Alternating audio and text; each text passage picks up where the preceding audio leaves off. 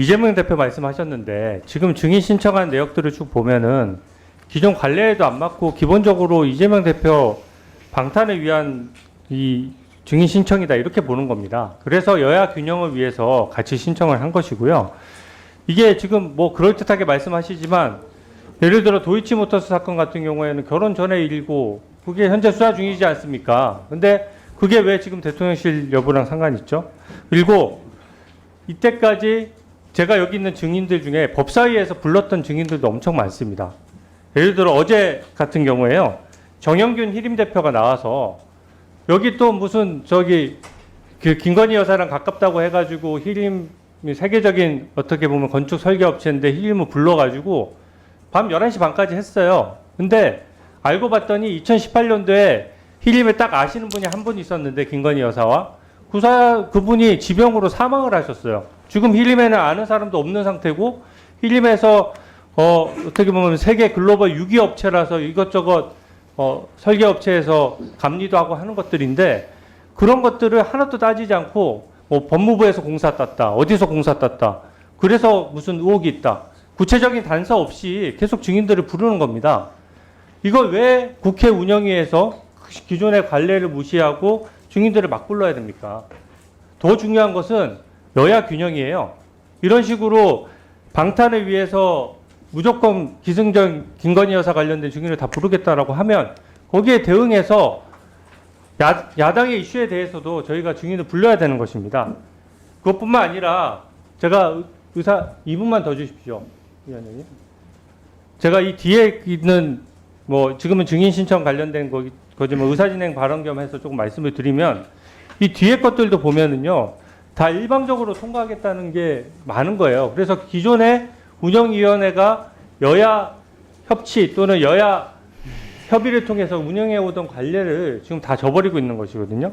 지금 보면은 지금 상설특검도 하겠다는 거 아닙니까? 그것도 김건희 여사 공격하겠다는 거예요. 근데 그게 보면은 이미 숙려기간도 경과되지 않았는데 오늘 안건 올린 거 보니까 보나마나 야당에서 일방적으로 의결하려고 하는 것으로 보여지고요. 상설특검 같은 경우에는 또 추천 방식이 위헌적입니다.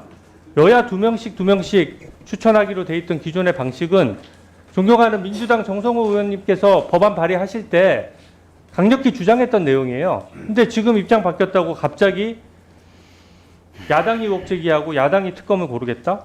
이런 상설특검은 기본적으로 위헌적인 규정이고요. 만약에 이게 가능하다라고 하면 기존에 왜 불필요하게 특검 법안 그렇게 열심히 발의했습니까? 상설특검으로 처음부터 하시죠. 이것도 야당도 상설특검 법안 규칙 개정으로 이걸 밀어붙이는 거는 무리하다고 봤기 때문에 그동안 특검 법안 계속 발의를 했던 거고 국민들 입장에서 민생과 상관없이 계속 특검 법안 발의하고 위헌적인 법안 발의해서 대통령 제2요구권이 행사되는 이 장면이 계속 반복되는 거예요. 이 무용한 절차를 왜 해야 됩니까? 기본적으로 이 규칙 개정은 헌법소원이나 권한쟁의 심판의 대상이 될 뿐만 아니라 이런 식으로 위헌적인 규정이라고 하면 대통령이 제2요구권을 행사하는 것처럼 특검을 임명하지 않을 책무가 저는 있다고 생각합니다. 이런 무용한 절차를 여야가 왜 계속 반복해야 되는지 제가 이해가 안 되고요. 그 부분에 있어서 증인 신청 이 안건부터 새로 여야 간 협의를 해주시기 바랍니다. 위헌이 아닙니다. 네, 수고하셨습니다. 사건 결정이 난 적이 있습니다. 자, 다음은 네, 모경종 의원님, 네, 토론해 주시기 바랍니다. 네, 인천 서구병 검단에서 모경종입니다. 저는 국민의힘 의원님들께서 제출해 주신 증인 명단을 보고요.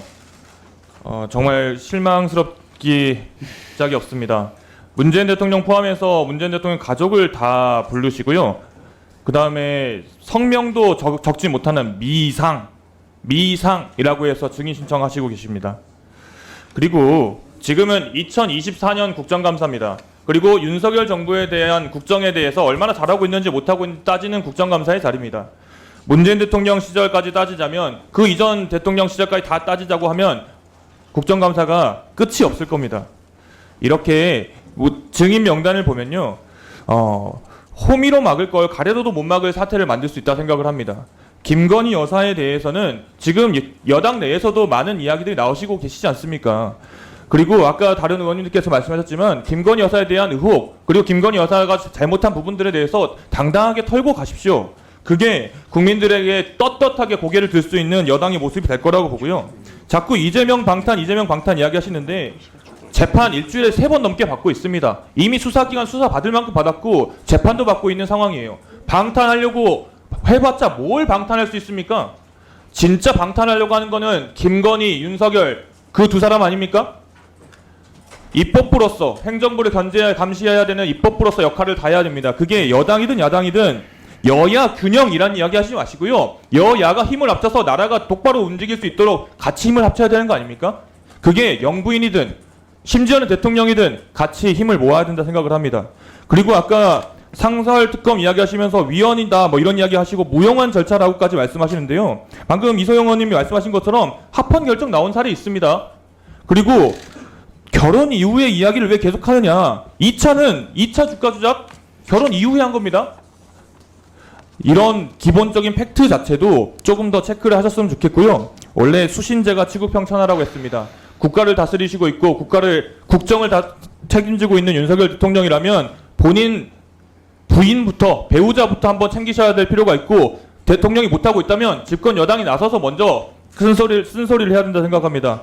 여기 계신 분들께서 저보다 훨씬 더 뛰어난 의원님들이시니까 앞에서 누구 방탄이니 할 거 없이 실제로 잘못된 점을 꼬집는, 실제로 잘못된 지점을 바로잡는 그런 운영위원회가 됐으면 좋겠습니다. 이상입니다.